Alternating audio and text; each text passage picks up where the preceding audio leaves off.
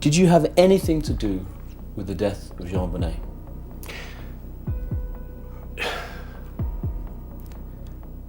No. That's the most difficult question I've ever been asked, and I've been asked that before.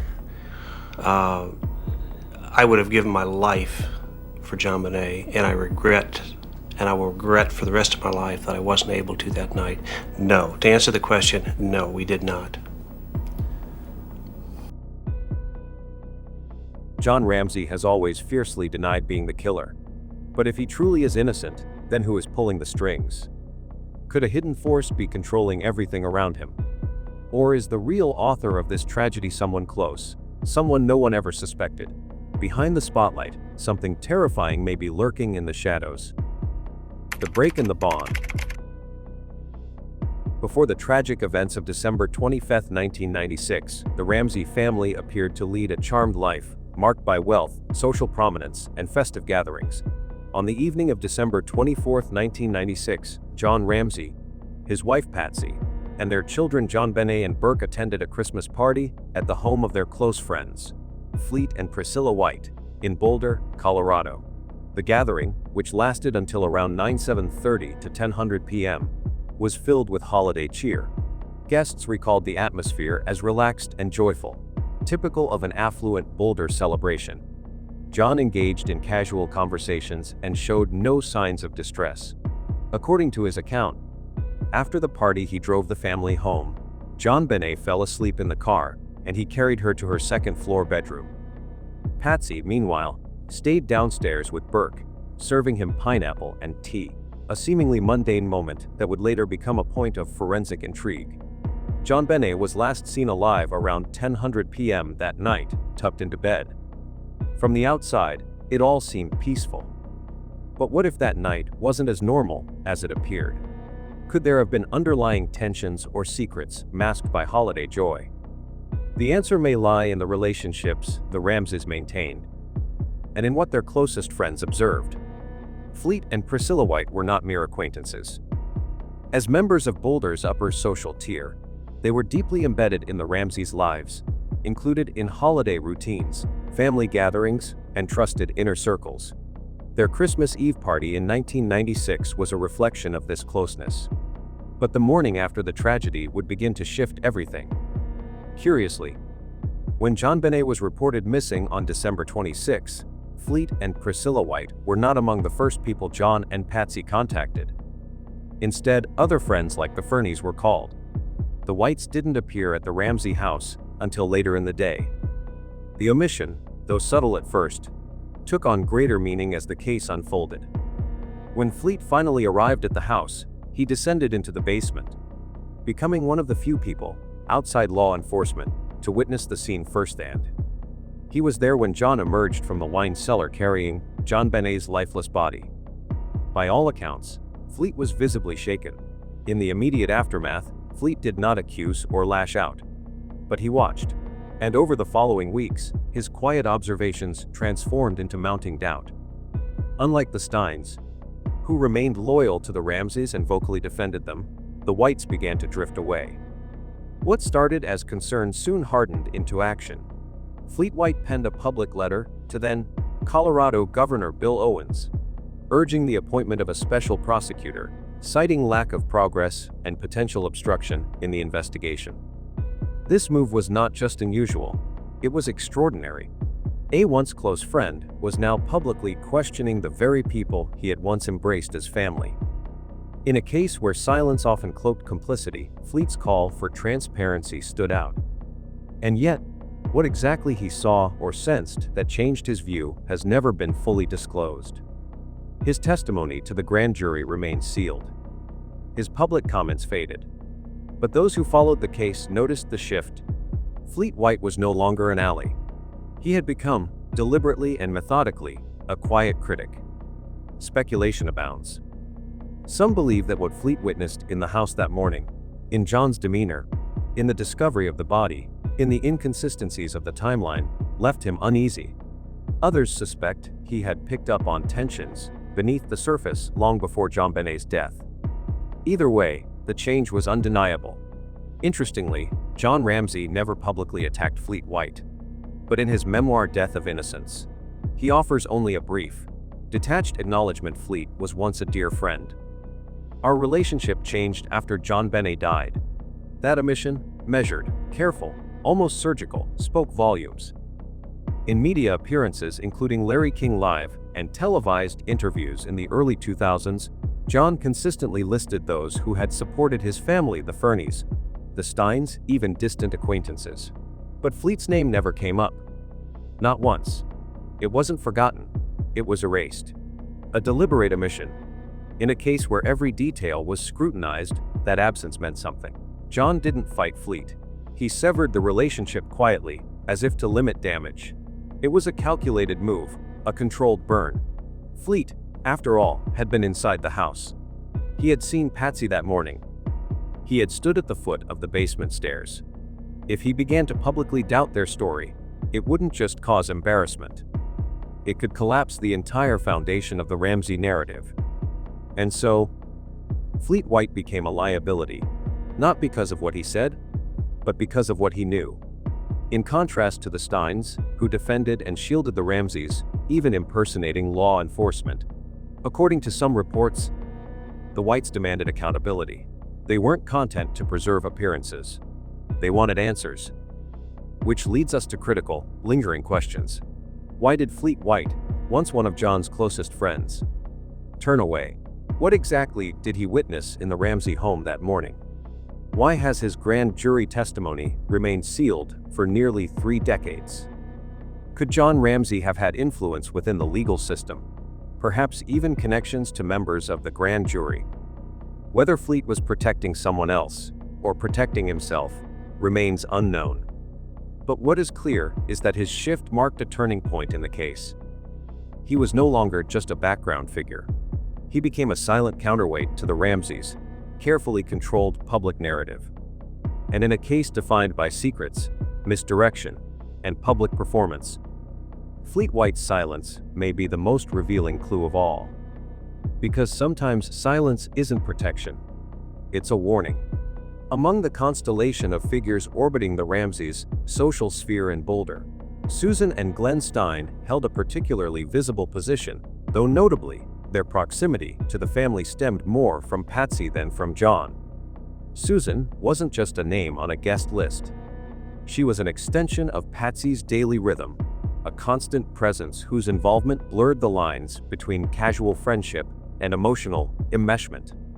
They weren't merely friends, they were teammates, confidants, fixtures in the same recreational softball league alongside Judith Phillips, the family's former photographer. That shared athletic pastime might appear trivial, but it symbolized something deeper, a bond built on routine, shared space, and mutual allegiance.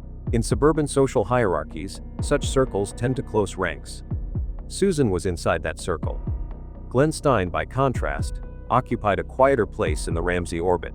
He attended the same functions, appeared in the background of the same charity galas and holiday photographs, but no documentation or tanny suggests a personal closeness between him and John. The connection between the two men was mediated through their wives and the polished social gatherings that defined Boulder's upper crust. No golf outings. No private correspondence. Their rapport, if it existed, was polite and superficial, cordial enough for holiday invites, not intimate enough to warrant late-night calls. Still, the Stines' continued presence in the family's life before the murder, dinners, shared vacations, spontaneous visits, positioned them not just as acquaintances, but as embedded witnesses to the rhythms of the Ramsey household. They were there for the celebrations. They knew the layout of the home. They understood the way Patsy decorated, how she hosted, how she carried herself among friends. And most crucially, they saw the image the Ramseys projected to the world before it all shattered. Whether or not John ever truly let them in, Susan certainly had access to the kind of moments no publicist could curate, which is what made her loyalty so potent and potentially dangerous. On the night of December 24, 1996, the final Christmas Eve of JonBenét Ramsey's life, Susan and Glenn Stine's presence was notably absent from the official record. Unlike the Whites, whose home hosted the evening's gathering, Or the Fernies, who were summoned to the Ramsey residence the following morning? The Stine's role in that particular night remains unverified. No law enforcement documents, witness statements, or media reports conclusively place them at the White residence during the holiday celebration. This silence is itself telling. Given the Stines' tight-knit relationship with the Ramseys, especially Susan's near-constant involvement in Patsy's personal life, one might have expected their inclusion in such a significant event. And yet, if they attended, their presence was unacknowledged. If they didn't, their absence was never explained. There are no statements from John Ramsey recounting conversations with Glenn that night, no recollections of Susan assisting Patsy during the party, no passing mention of their vehicle in the driveway or their coats on the rack. This void leaves a blank space in the timeline, one that, while perhaps benign, also raises questions. If they weren't there, were they invited? If they were invited but didn't attend, why? If they were present but kept off record, what was being shielded? Regardless of their physical location that evening, the fact remains.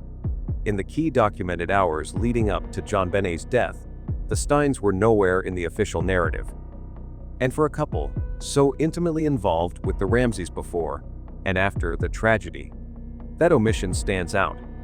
In the immediate aftermath of JonBenét Ramsey's death, as law enforcement, media, and the public turned their attention toward the grieving parents, Susan Stine emerged as one of the earliest and most vocal defenders of John and Patsy. From December 26, 1996 onward, Susan became a consistent intermediary, helping bridge communications between the Ramseys and the outside world during one of the most scrutinized criminal investigations in American history. Her proximity to Patsy, already established through years of close friendship, now took on a more strategic dimension. Rather than fade into the background, Susan stepped forward, reportedly assisting with the handling of press inquiries and at times relaying messages or email correspondence on behalf of the Ramseys. Though she did not speak publicly with great frequency, her behind-the-scenes influence was significant, with media outlets publishing damning speculation and investigators turning inward toward the family. Susan's role as a loyal conduit of information positioned her squarely in the eye of public suspicion, even in the absence of direct wrongdoing. While there is no hard evidence suggesting she withheld critical information from police, her continued involvement in shaping how the Ramseys were perceived left her open to speculation, particularly among those who believed a cover-up was underway. Legally, the Ramseys responded to the escalating tension with force. They enlisted the services of Haddon, Morgan & Foreman, a top-tier Denver law firm known for its aggressive crisis management and high-profile defense strategies. The legal team immediately went to erecting barriers between the Ramseys and law enforcement, controlling media access and redirecting public attention. At the same time, Susan Stine maintained her allegiance, never wavering in her support, never questioning their account. This created a stark contrast with the Whites, Fleet and Priscilla, who, in the weeks following JonBenét's death, began expressing doubts and ultimately called for independent oversight of the investigation. While the Whites publicly distanced themselves from the Ramseys and supported calls for a special prosecutor, the Stines remained steadfast. Susan's presence during these volatile weeks became symbolic. Where Fleet White introduced accountability, Susan Stine reinforced loyalty. And that loyalty came with action. She was not a passive bystander. She took steps, however informal, to influence public discourse, protect her friends' reputations, and deflect suspicion. Whether out of genuine belief in their innocence or from deeper knowledge about what may have occurred that night, her actions served one clear purpose: to ensure the Ramseys stayed insulated from the chaos spiraling around them. In doing so, Susan Stine transitioned from close friend to strategist, helping to steer the narrative during a time when every word and every silence could shift public opinion, suspicion, speculation, and a web of online theories have long shadowed Susan Stine's proximity to the Ramsey family in the aftermath of JonBenét's death. Within online communities, such as Reddit and true crime forums, a persistent thread of conjecture suggests that Susan may have been privy to information never disclosed publicly, or worse, that she actively participated in shaping or concealing elements of the narrative to shield John and Patsy Ramsey from deeper scrutiny.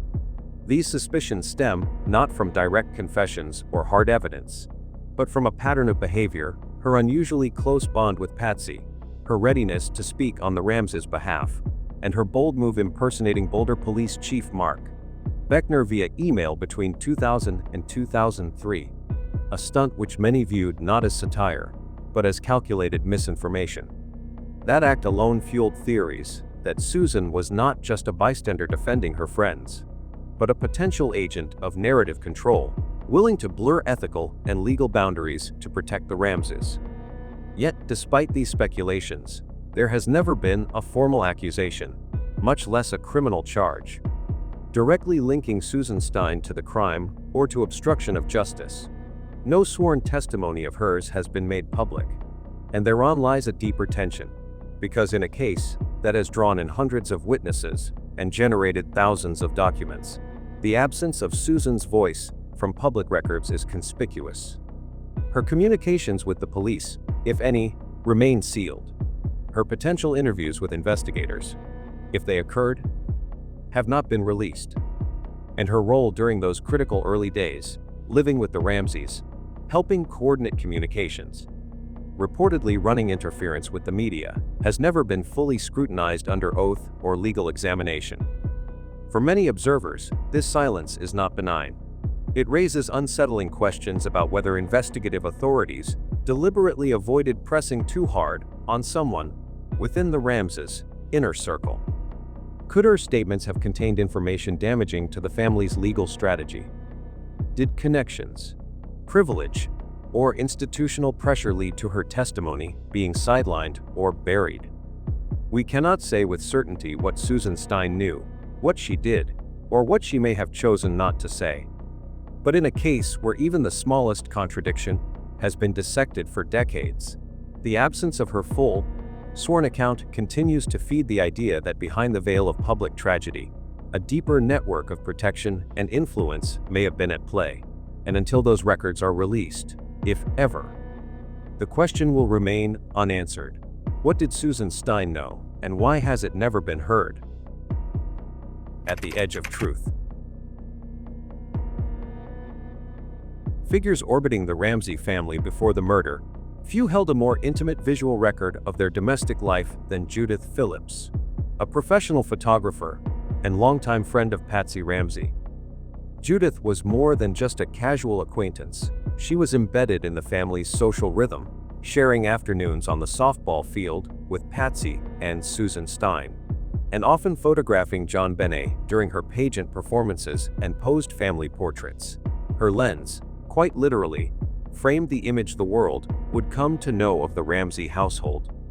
Though her professional access to the family was extensive, Judith's relationship with John Ramsey appeared peripheral. Most of their limited interaction stemmed from Judith's work with Patsy. It was Patsy who scheduled the sessions, Patsy who selected the outfits and settings, and Patsy who directed how JonBenét and Burke would be presented on film. John, though technically the patriarch of the household, remained a background figure during these moments, supportive, yes, but largely hands-off. There are no verified accounts of him taking an active role in creative direction or engaging in extended conversations with Judith. At most, he might have appeared briefly during the shoots or offered a passing word of thanks. Socially, Judith and John occasionally crossed paths at gatherings or community functions. But nothing in the historical record suggests they shared a bond outside their mutual connection to Patsy. Judith's daughter sometimes played with JonBenét and Burke, giving her additional proximity to the children. Yet even those interactions unfolded primarily in the orbit of Patsy's domain. Within that context, Judith observed shifting dynamics inside the Ramsey household. In later interviews, she would recall how the spotlight within the family gradually transitioned from Burke, the eldest and once the center of attention, to JonBenét, who seemed to absorb more and more of Patsy's time and emotional energy. Still, Judith never indicated that John exhibited unusual behavior toward her or her daughter, nor did she report any alarming conduct in the lead-up to Christmas 1996. Her perspective, while emotionally close to the family, was filtered through a maternal and professional lens. What she witnessed was a household polished on the outside, but quietly recalibrating its internal focus around the rising star of JonBenét. A subtle shift in family dynamic that, in hindsight, has prompted deeper psychological inquiries into the pressures within their home. Yet, despite the complexity of these interpersonal tensions, Judith's own role remained confined to that of observer, not participant. Her insights, captured both in still images and later reflections, remain among the most quietly telling pieces of a puzzle still missing too many pieces. In the critical aftermath of JonBenét's murder on December 26, 1996, John Ramsey's immediate focus turned toward assembling a circle of trusted allies within the walls of his home. Within hours of reporting his daughter missing, and later discovering her lifeless body in the basement, John and Patsy contacted several close friends for support. Notably, these included the Fernies and the Whites, figures long embedded in the family's inner circle. However, Judith Phillips, despite her years of friendship with Patsy and frequent professional involvement with the family, was not among those initially summoned. Her absence from the Ramsey household that day, both physically and in communication, marked the beginning of a subtle but growing distance between her and the grieving couple. While Judith remained on the periphery in those early hours, she would later emerge as a controversial figure in the broader narrative. In a 2000 interview with Mary Martle, Sewer, Judith publicly recounted an earlier incident involving Burke Ramsey, allegedly striking JonBenét with a golf club, leaving a small scar below her eye. Judith did not frame the event as malicious, but suggested it may have reflected underlying sibling rivalry. She also described Burke as withdrawn and possibly resentful of the intense attention his younger sister received, fueling speculation that psychological tension may have existed beneath the family's glossy exterior. John Ramsey, alongside Patsy, categorically dismissed Judith's claims. They maintained that the golf club injury was purely accidental, the result of innocent play rather than any hostile intent. Yet despite their denials, they did not confront Judith publicly or directly engage with her through statements or interviews. Instead, their approach was systemic. The Ramseys retained the services of the high-powered legal firm Hatton, Morgan & Foreman, known for its aggressive media management and litigation strategy. That choice would prove significant when, years later, CBS aired a documentary suggesting Burke Ramsey's potential involvement in his sister's death, a theory partially grounded in interviews with people like Judith Phillips.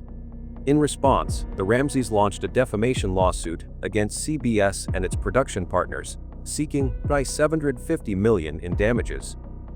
While the lawsuit was ultimately settled, it sent a clear signal: any narrative casting doubt on the family's innocence, particularly involving Burke, would be met with the full force of legal retaliation. Though Judith herself was not a named defendant, her comments served as part of the evidentiary mosaic that triggered the Ramseys' legal firestorm. What had once been a cordial, if indirect, relationship between John and Judith had by then devolved into cold estrangement. John never publicly addressed her by name in connection with the CBS suit or elsewhere, yet his silence was strategic. In a case defined by carefully measured statements and deliberate omissions, Judith's transition from to outlier mirrored a broader pattern. Those who questioned the Ramseys' account, even gently, were either erased from their narrative or neutralized through legal means. Judith Phillips became one of the first examples of this shift, a cautionary figure in a story where loyalty was currency and doubt had a price. Some observers have floated the theory that John Ramsey may have intentionally maintained a distance from Judith Phillips, not out of personal disregard, but as a calculated effort to minimize exposure. Given Judith's close relationship with Patsy and her regular presence around the family, there's a suggestion that John may have feared Judith was too perceptive, capable of detecting subtle cracks in the family's carefully curated image. These could have included emotional rifts between Burke and JonBenét, or signs of psychological strain within the household that might later become incriminating. However, this interpretation largely stems from circumstantial inference rather than concrete evidence. Judith's relationship with the family was deeply rooted in her bond with Patsy, particularly through their shared activities in the local women's softball team and Judith's role as the family's photographer.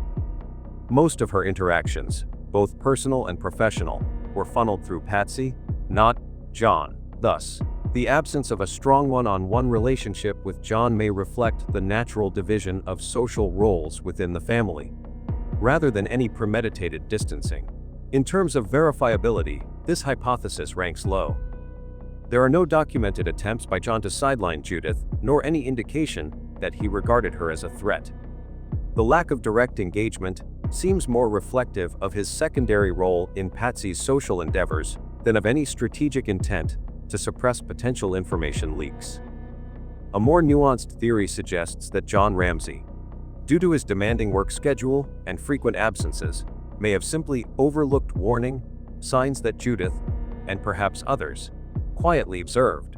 Judith herself noted a noticeable shift in the family's emotional dynamics, where Burke had once been the center of attention.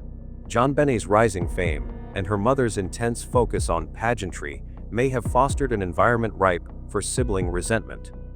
Judith didn't accuse anyone of wrongdoing, but her comments hinted at an imbalance in attention and affection that could have seeded deeper psychological effects, especially in a young, emotionally reserved child like Burke. Supporting this idea are similar accounts from individuals like Linda Hoffman Poog, the housekeeper, and Brian Scott, the family gardener, both of whom described Burke as introverted and quiet. They also recalled moments where JonBenét expressed sadness when her father was away, suggesting a possible emotional gap that John, perhaps unintentionally, left unaddressed. This hypothesis holds moderate plausibility. John's work obligations are well documented. He traveled frequently and spent long hours at Access Graphics, the company he managed. It's entirely conceivable that his absence made it difficult for him to fully gauge the shifting emotional currents within his family. While there is no direct evidence that he deliberately ignored signs of strain, his physical and emotional unavailability may have contributed to a lack of oversight at a critical time. In both scenarios, what emerges is a portrait of a father who, whether through strategic omission or unintentional neglect, failed to engage meaningfully with a key observer of his family's inner life. Judith Phillips, with her intimate knowledge of JonBenét's and private surroundings, may have glimpsed signs of pressure or imbalance that eluded John entirely, or were simply too. Linda Hoffman Poog had been employed as the Ramseys' housekeeper for roughly a year prior to JonBenét's death. Her duties involved routine cleaning laundry and general household upkeep, tasks that brought her into regular contact with Patsy Ramsey. The dynamic between Linda and John, however, was markedly different, defined more by formality and distance than direct collaboration. While Linda had intimate familiarity with the layout of the house and the family's routines, she primarily worked under Patsy's supervision. There is no evidence to suggest that John engaged with her on a personal level or was involved in the day-to-day delegation of her responsibilities. Any interactions between John and Linda appear to have been filtered through Patsy. Linda herself indicated that Patsy was the one who handled all household management, from cleaning schedules to interpersonal issues. In that regard, John's presence in Linda's working life was peripheral at best. He did not give instructions, offer feedback, or communicate about her duties. This separation extended even into sensitive matters, such as financial issues. At one point, Linda requested a $2,000 loan from Patsy to address family needs. Patsy declined the request, a moment that later surfaced in speculative discussions about Linda's potential resentment or financial motivation. Yet there is no indication John was even aware of the request, let alone involved in the decision. From Linda's vantage point, the emotional temperature of the Ramsey household was somewhat restrained.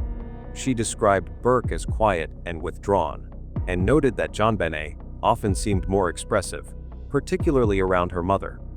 While she never directly accused John of anything suspicious, Linda's commentary pointed to a father who was more physically and emotionally distant, absorbed by work, and not particularly involved in the minutiae of domestic life. He didn't attend to household friction, nor did he seem to register the small imbalances Linda might have noticed in the family dynamic. There is no record indicating that Linda Hoffman Pook was present at the Ramsey residence or at the Whites' Christmas party on the evening of December 24, 1996. Her absence from the events of that night effectively eliminates the possibility of any direct engagement with John Ramsey during that critical time frame. As such, no personal actions or communications between John and Linda can be attributed to the hours leading up to JonBenét's final moments. Linda's role as a household employee did not extend to participation in the Ramseys' social gatherings or holiday celebrations. Unlike close friends such as Fleet White or Susan Stine, who were part of the Ramseys' inner circle and involved in their holiday traditions, Linda's relationship remained strictly professional. There was no crossover between her responsibilities as a staff member and the private family events of that Christmas Eve. Consequently, any influence or awareness she may have had concerning that night's activities would have been derived secondhand, not from direct observation or involvement. In sum, Linda Hoffman Pook played no identifiable role in the events of December 24th. Her lack of presence at the house or party places her entirely outside the timeline of that night, and John Ramsey had no interactions with her that evening, deliberate or incidental. Following JonBenét's death, Linda Hoffman Pook became a person of interest, not because of any known motive, but due to her access to the home and recent financial difficulties. Days before the murder, she had asked Patsy Ramsey for a $200,000 loan, which was denied. This detail, while seemingly minor, prompted investigators to examine her more closely. Despite this, John Ramsey made no public or documented effort to either defend or accuse Linda. He didn't speak out on her behalf, nor did he express suspicion. His posture was neither personal nor reactive. His focus, alongside Patsy's, remained firmly on preserving the family's public image and legal positioning through the efforts of their high-powered attorneys from Haddon, Morgan and Foreman. During her interviews with authorities and the grand jury, Linda shared observations about the household dynamics, particularly Burke's quiet, withdrawn nature and her familiarity with the layout of the home. One of her more pointed remarks involved the red Swiss Army knife belonging to Burke, which she claimed to have seen in his room prior to the murder, and which was later found near JonBenét's body. Although these statements added fuel to theories implicating someone within the home, John never addressed Linda's claims directly. There's no record of him contacting her, responding to her assertions, or challenging her character publicly. Instead, John and Patsy relied on their legal team to broadly deny all allegations suggesting intrafamilial tension or involvement. Unlike friends, such as the Stines or Fernies, who remained part of the Ramseys' inner circle, Linda was never reintegrated into their lives after the murder. Once her interviews were completed, and she was cleared due to the lack of physical evidence, she effectively disappeared from the Ramsey orbit. John, as far as records indicate, never re-established any contact, either to offer reconciliation or to clarify the rumors.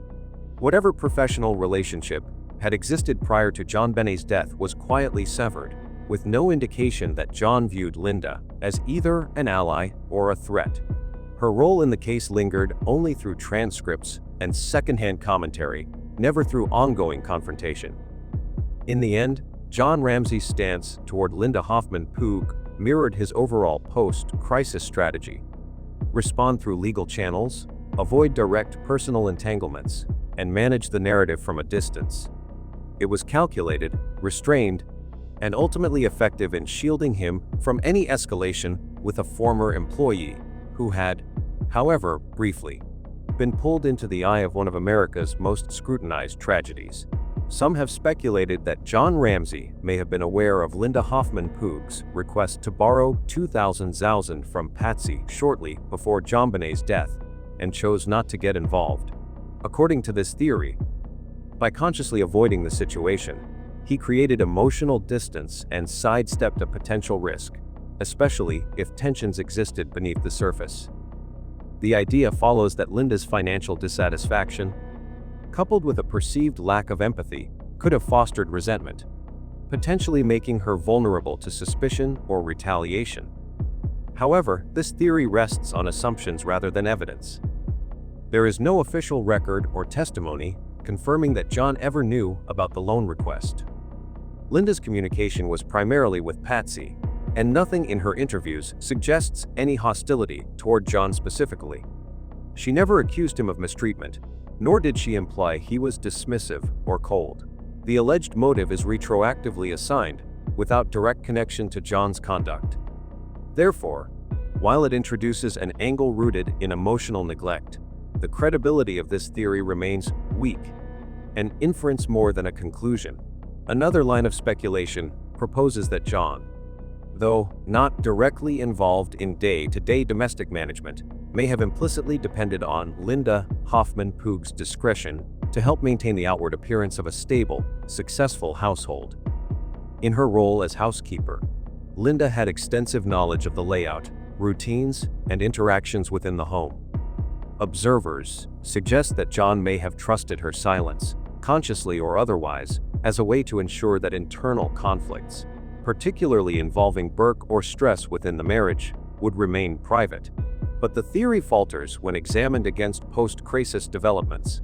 After JonBenét's death, Linda cooperated with investigators and shared candid observations, including insights into Burke's quiet demeanor and family routines. She even revealed the location of a red Swiss Army knife belonging to Burke, later found near JonBenét's body.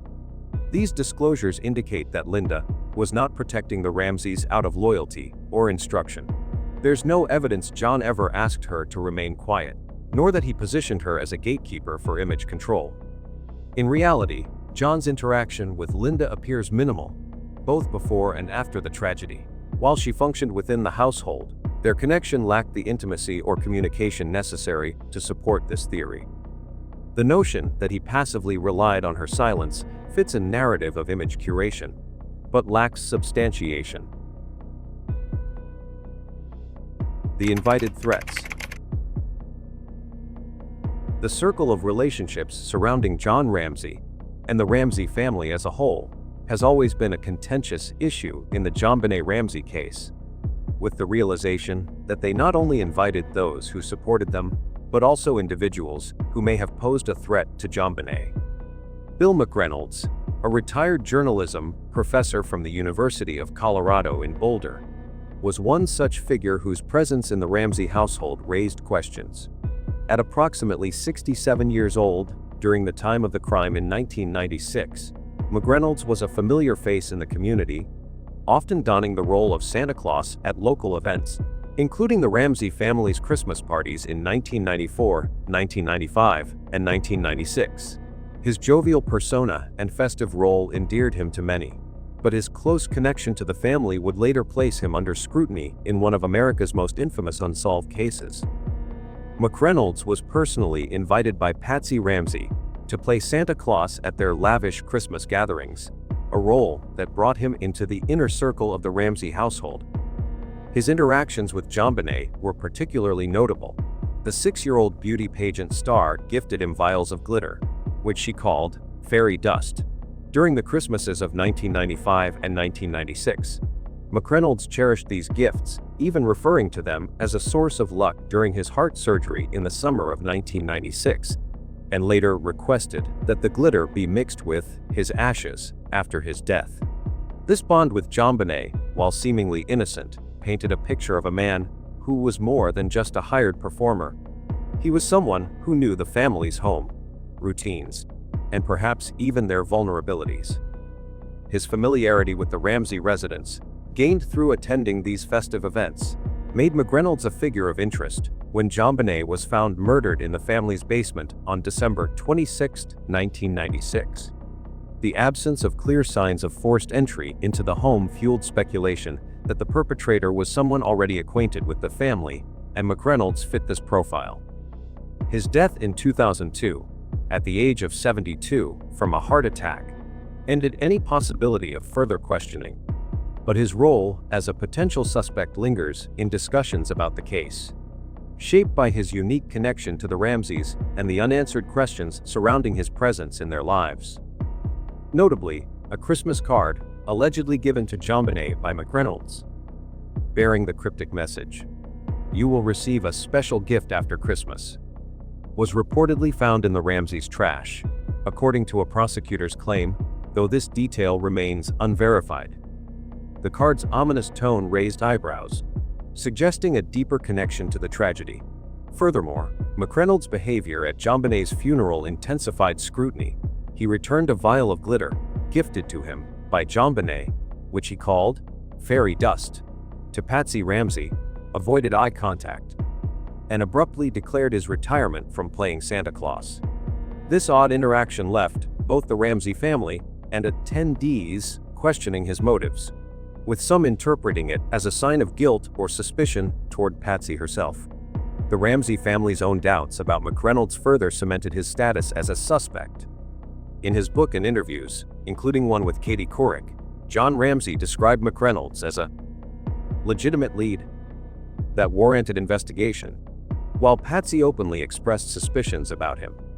A single tech bootprint found near JonBenét's body in the basement was speculated by some, as mentioned in some analyses, to have been deliberately left by McReynolds to mislead investigators, adding to the theory of his involvement. His background as a retired journalism professor also fed into speculation that he possessed the literary skill to craft the 2.5-page ransom note, complete with intentional misspellings, which demanded lender $8,000, a sum eerily close to John Ramsey's Christmas bonus, which McReynolds may have known about through his proximity to the family.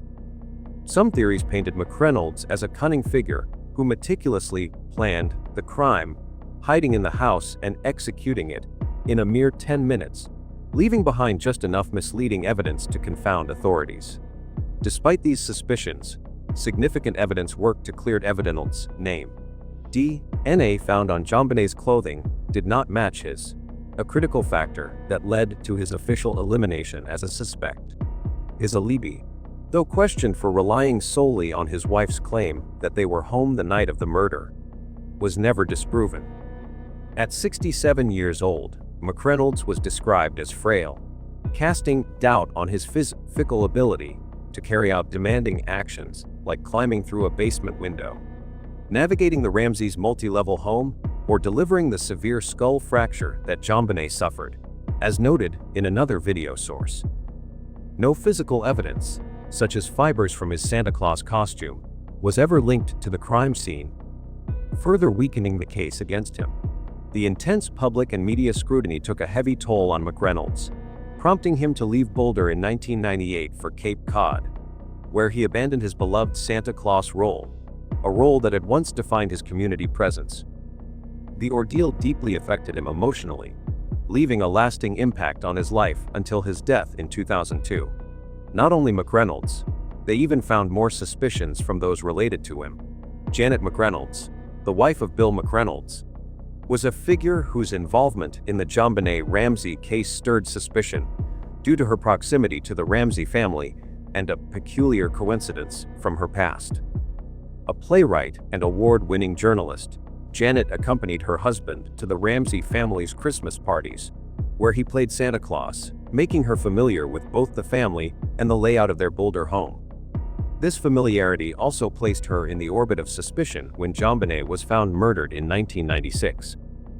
A significant point of intrigue was a play Janet wrote in 1976, performed briefly off-Broadway, which depicted a teenage girl being mistreated and died in a basement, a chilling parallel to JonBenét's death.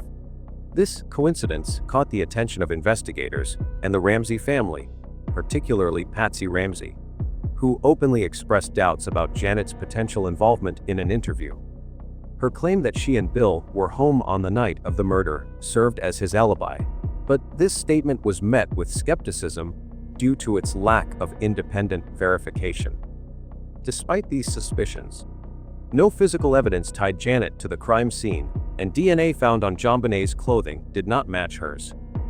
The 1976 play was ultimately deemed a coincidental similarity, and Janet was never considered an official suspect. She vehemently denied any involvement, stating that the accusations deeply wounded both her and her husband, leaving them emotionally scarred by the public scrutiny. The McReynolds family included a daughter whose own traumatic experience became a point of interest in the JonBenét Ramsey investigation, though she had no direct involvement. In 1974, when she was 9 years old, this daughter was kidnapped along with a friend on December 26, the same date JonBenét's body was discovered in 1996. During the abduction, she witnessed her friend being assaulted, though no one was ever arrested for the crime. This eerie coincidence about the date drew investigators' attention, prompting speculation on a possible connection to the Ramsey case. Some theories even suggested that the incident might point to a broader pattern of criminal behavior within the McReynolds family, though no evidence supported such claims. The daughter herself was never investigated, and there is no record of her having any role in or connection to JonBenét's murder. No physical evidence or testimony linked her to the crime scene, and her involvement remained purely speculative, driven by the striking but ultimately unsubstantiated coincidence of dates. The pain of John's daughters. For the history of the victim herself, the investigation into JonBenét Ramsey's murder unearthed trouble in evidence suggesting she endured abuse prior to her death, casting a dark shadow over the Ramsey household and raising questions about the environment in which she lived. Between 1994 and 1996, JonBenét suffered multiple injuries to her head and face, incidents that, while often dismissed as accidents, invite skepticism about their true nature. In 1994, her brother Burke struck her in the face with a golf club, an event typically described as accidental, though one individual claimed it was intentional. This incident alone might be overlooked, but in 1995, JonBenét reportedly slipped at a grocery store, falling face first and injuring her nose, followed 6 months later by another fall that caused trauma above her left eye. The notion that a child would repeatedly break falls with her face, rather than instinctively using her hands, seems unnatural and prompts speculation that these injuries may not have been accidental.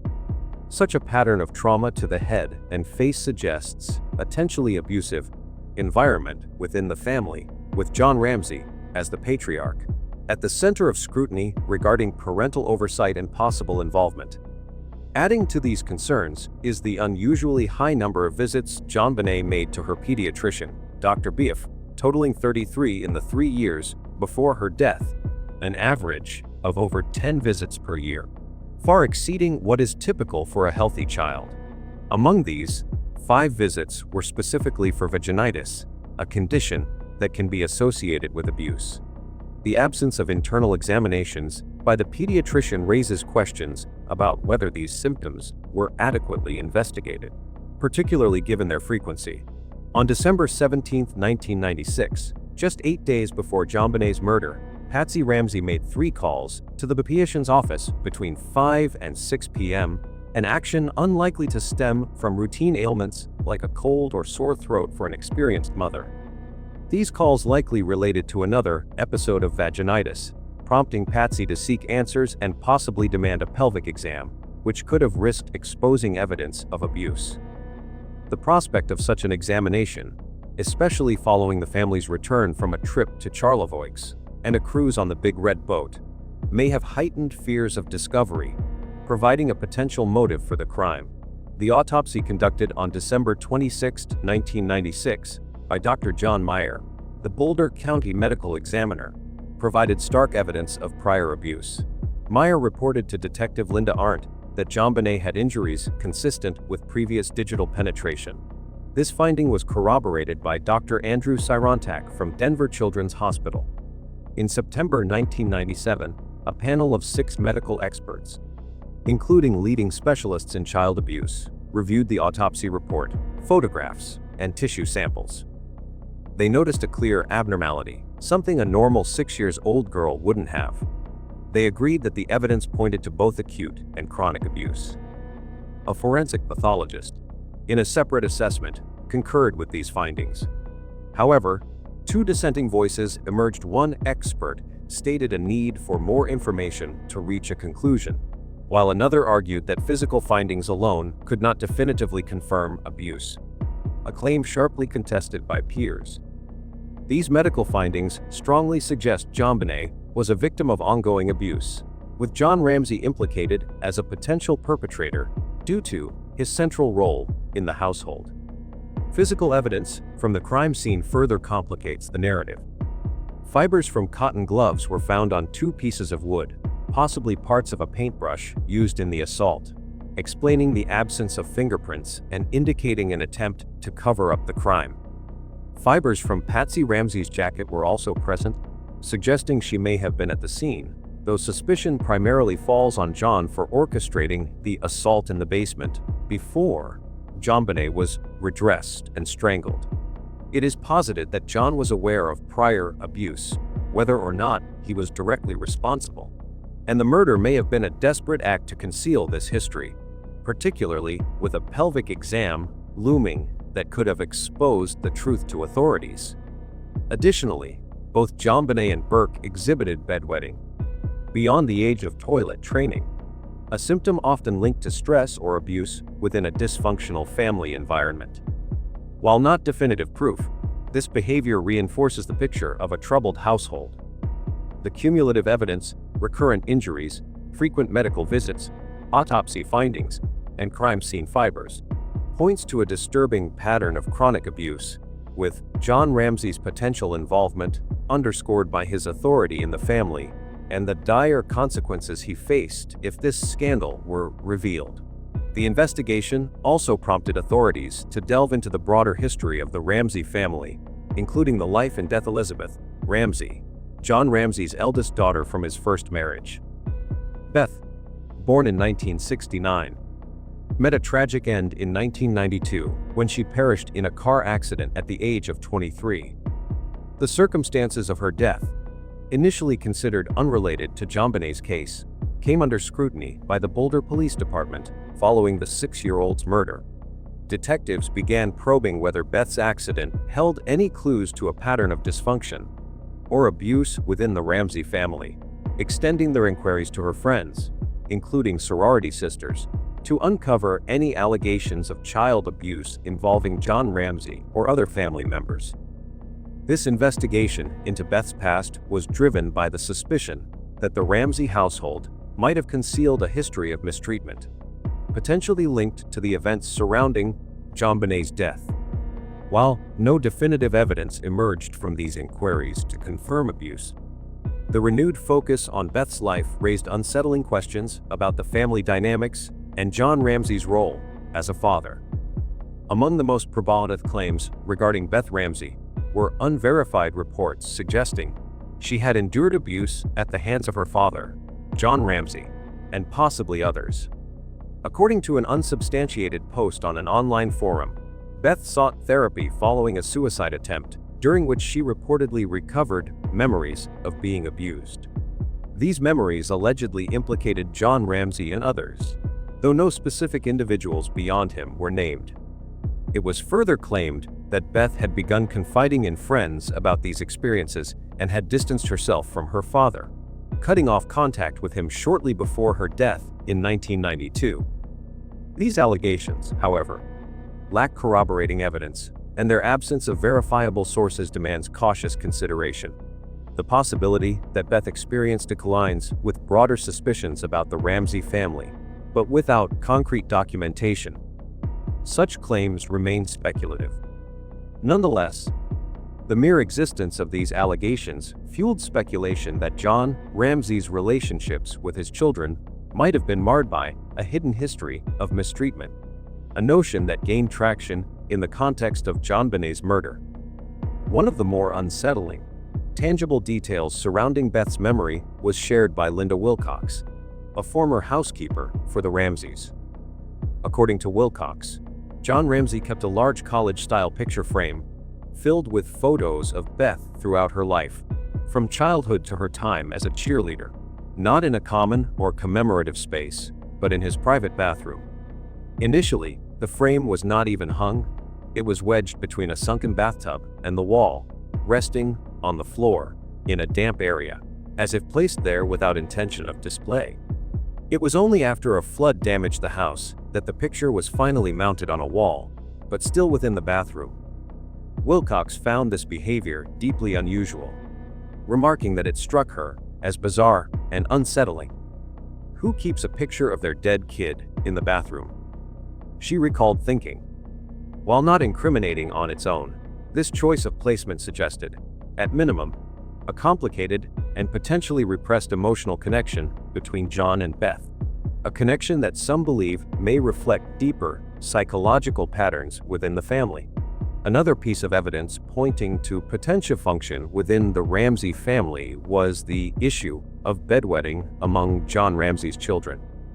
Patsy Ramsey stated in an interview that the children from John's first marriage, including Beth, experienced bedwetting beyond the age typically associated with toilet training, a pattern mirrored by JonBenét and Burke. As mentioned, while bedwetting is not a definitive indicator of abuse, it is often associated with stress or trauma within a family environment, suggesting that the Ramsey household may have been fraught with underlying tensions. This shared trait among John's children, Beth, JonBenét, and Burke, paints a picture of a family dynamic that may have been more troubled than its polished, successful exterior suggested. The recurrence of disuse across multiple children from different marriages raises questions about the emotional or psychological climate fostered by John Ramsey, potentially pointing to stressors that could include authoritarian parenting or other forms of mistreatment. John Ramsey's surviving children from his first marriage have consistently denied any allegations of abuse, asserting that their father was not abusive. However, such denials are not uncommon in dysfunctional families, particularly those that maintain a facade of respectability. In many such households, family members may suppress or rationalize experiences of abuse, a pattern reinforced by denial and gaslighting. This tendency is illustrated by comparisons to other families where abuse remained hidden for generations, with parents failing to protect children from authoritarian or emotionally neglectful environments. In the Ramsey case, Beth's reported depression, combined with the unverified claims of abuse, suggest a complex family history that may have included unaddressed trauma. If Beth did indeed cut off contact with her father, it could indicate a rift driven by personal grievances, potentially related to the abuse allegations, though the lack of confirmed evidence leaves this as a haunting possibility rather than a proven fact. The investigation into Beth Ramsey's life and death, while inconclusive, underscores the broader suspicions surrounding John Ramsey's conduct as a father. The absence of definitive findings from the police inquiries into Beth's accident and the lack of substantiated evidence for the abuse claims limit their weight, but they contribute to a narrative of a family marked by potential dysfunction. John Ramsey's actions following JonBenét's murder further intensified scrutiny and suspicion about his role in the family and the crime. He notably refused to take a lie detector test administered by the FBI, opting instead for a private test, a decision that cast doubt on his willingness to fully cooperate with authorities. Additionally, he delayed interviews with the police, quickly hired legal representation, and resisted providing requested records, actions that struck both investigators and the public as evasive. These behaviors, while not direct evidence of guilt, suggested a desire to control the narrative surrounding the investigation, reinforcing perceptions that he might have had something to hide. Whether this was related to protecting his reputation, his business, or something more personal, John's reluctance to engage transparently with law enforcement deepened the cloud of suspicion hanging over him, particularly in light of the serious allegations of abuse within the family. The principle of Occam's razor, the idea that the simplest explanation is often the correct one has been applied to argue that the person responsible for JonBenét's prior abuse was also her killer. Given the evidence of chronic abuse, including autopsy findings of a damaged hymen and an enlarged vaginal opening, and the presence of fibers from cotton gloves and Patsy's jacket at the crime scene, John Ramsey emerges as a primary suspect in this narrative. The fibers suggest a deliberate effort to stage the scene, possibly to cover up earlier abuse. And John's central role in the family positions him as someone with both the opportunity and a powerful motive to conceal such acts. The looming possibility of a pelvic exam, which could have exposed the abuse and triggered mandatory reporting to Child Protective Services, posed a significant threat to John's social standing, business empire, and personal freedom. This motive aligns with the theory that the murder was a desperate act to prevent the truth from surfacing. The rejection of scenarios involving multiple perpetrators with separate motives reinforces the focus on John, suggesting that his actions, both before and after the crime, were driven by a need to protect himself from the catastrophic fallout of exposure. While no definitive evidence has led to charges, the combination of a dysfunctional family environment, John's evasive behavior, and the physical evidence of abuse creates a compelling, if troubling, case that points to his potential involvement in a deeply disturbing family tragedy. This case obviously remains one of the most perplexing and emotionally charged mysteries in American criminal history, not just because of the crime itself, but because of what followed. In the nearly 3 decades since that snowy morning in Boulder, the pursuit of justice has often been overshadowed by controversy, division, and speculation. And perhaps that, in itself, is one of the greatest tragedies of all. What this case teaches us is that narratives can become weapons. Public opinion has swayed in all directions, first against the family, then toward outside suspects, then back again. In that chaos, critical details were lost. Credible leads went cold. Lives were destroyed not by court verdicts, but by whispers, headlines, and internet forums. When speculation replaces fact, justice becomes a game of shadows. It's true that John Ramsey's social circle, his professional ties, his wealth, his prominence, may have afforded him both allies and potential threats. On one hand, it raises difficult but necessary questions. Could there have been people around him with the motive and access to commit this crime? Could some have protected him, not out of guilt, but out of loyalty? On the other hand, to ignore these possibilities, or to dismiss them without proper inquiry, would be irresponsible. We must be willing to ask uncomfortable questions. But we must also be willing to let go of bias when it clouds our vision. And here lies the complexity. The Ramsey family itself was not without troubling history. From allegations surrounding John's late daughter Beth, to observations about family dynamics, emotional distance, and patterns of neglect, there are shadows worth examining. But examination is not the same as condemnation. A flawed family does not equal a guilty family. Emotional coldness is not forensic evidence. And unless hard proof is presented, judgment must remain suspended. In a world eager for resolution, we often mistake certainty for truth. We cling to the theory that fits our worldview, whether it paints the Ramseys as victims of a deranged intruder or as orchestrators of a careful cover-up. But we must remember, until a court of law confirms the truth, every conclusion is just that, a personal interpretation, not a final verdict. The lesson here is one of humility. Justice demands patience, precision, and above all, integrity. Until we have facts that meet the weight of evidence, let us not allow assumptions to become accusations. Because once that line is crossed, the pursuit of truth becomes just another casualty.